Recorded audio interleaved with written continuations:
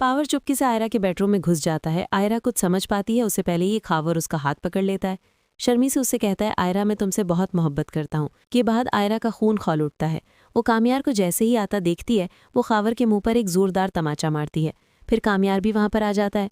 खावर को यूं आयरा के बेडरूम में देखकर के बाद कामयार आग बगुला हो जाता है। उसके बाद वो सीधा आकर खावर का गिरेबान पकड़ लेता है और कामयार उसकी इतनी बुरी चित्तौड़ लगाता है जिसके बाद खावर लहूलुहान हो जाता है। कामयार अपने गार्ड्स को बुलाकर खावर को पुलिस के हवाले कर देता है। उसके बाद पुलिस उसे घसीटते हुए ले जाती है। जिसके बाद आयरा सैमी भी कामयार से कहती है, कामयार मेरी बात का यकीन करो, मैंने इसे यहाँ पर नहीं बुलाया था, ये पता नहीं कैसे मेरे कमरे तक आ गया। बाद में कामयार मुस्कुराता है और कहता है, आयरा मुझे तुम्हारी मोहब्बत और तुम्हारी वफादारी पर पूरा यकीन है, तुम मुझसे कभी भी बेवफाई नहीं कर सकती। के बाद आयरा के दिल में कामयार के लिए मोहब्बत और भी ज्यादा बढ़ जाती है। जब कामयार रेगुलर की तरह चुपके से जाकर सोफे पर सोने लगता है तो आयरा उसे रोक लेती है।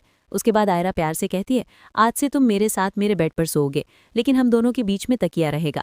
आयरा की मोहब्बत देखकर कामयार फिसल जाता है। वो खुशी खुशी मान जाता है। सुबह आयरा कामयार को समझाती है, कामयार तुम रेगुलर ऑफिस क्यों नहीं जाते? के कहने पर कामयार ऑफिस जाना भी शुरू कर देता है, लेकिन वो रात को फरिया के साथ नशा कर घर पे आता है। ये देखने के बाद आयरा से बर्दाश्त नहीं होता, जिसके बाद वो कामयार को आखिरी वार्निंग दे देती है। कहती है, अगर तुम कल से ड्रिंक करके या फरिया के साथ आई तो याद रखना मैं हमेशा के लिए घर छोड़कर चली जाऊंगी। अगले दिन फिर कामयार नशे की हालत में घर पर आता है।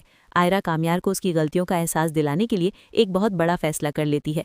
आयरा समझ चुकी है, जो चीज़ आसानी से मिल जाती है इंसान उसकी कदर नहीं करता। उसके बाद आयरा अपना सारा सामान पैक करती है। उसके बाद अपने अस्पताल की तरफ से हमेशा के लिए कामयार को छोड़कर लंदन जाने का फैसला कर लेती है। इसके बाद अगले दिन वो सीधा अपने अब्बू इरफान साहब के घर पहुंचती है। फिर इरफान साहब ये सुनते हैं आयरा कामयार को हमेशा के लिए छोड़कर लंदन जा रही है। इसके बाद इरफान साहब का दिल पिघल जाता है। वो आयरा को माफ़ कर देते हैं। इसके बाद वो खुद अपनी गाड़ी में बिठाकर उसे एयरपोर्ट छोड़ने निकल जाते हैं। उसी तरह कामयार की अम्मी नफीसा कामयार को बता देती है, आयरा तुम्हें छोड़कर हमेशा के लिए चली गई है। ये सुनने के बाद कामयार के होश उड़ जाते हैं और उसके पैरों तले से ज़मीन खिसक जाती है। इसके बाद वो फ़ौरन अपनी गाड़ी हवा की रफ्तार से भगाता हुआ एयरपोर्ट पहुंचता है। वहां पर आयरा रोती हुई अंदर जा रही होती है। बाद में कामयार भागता हुआ उसके पास जाता है, उसका हाथ पकड़ता है, उससे माफ़ी मांग लेता है।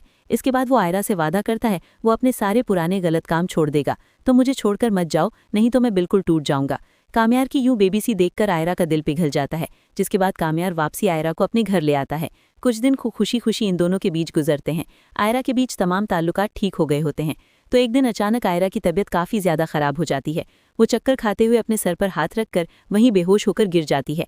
नफीसा आयरा को बुलाने के लिए उसके कमरे में आती हैं। आयरा को ज़मीन पर बेसूध पड़ा देखकर नफीसा के रोंगटे खड़े हो जाते हैं। जिसके बाद वो फ़ौरन चीखते हुए कामयार को बुलाती है। जिसके बाद कामयार घबराता हुआ आयरा को गोद में उठाता है और उसे अस्पताल लेकर जाता है। थोड़ी ही देर में डॉक्टर बाहर आकर खुशखबरी देते हैं, आयरा प्रेग्नेंट है। ये सुनने के बाद कामयार खुशी से अपने अब्बू सोहेल साहब को अपने गले से लगा लेते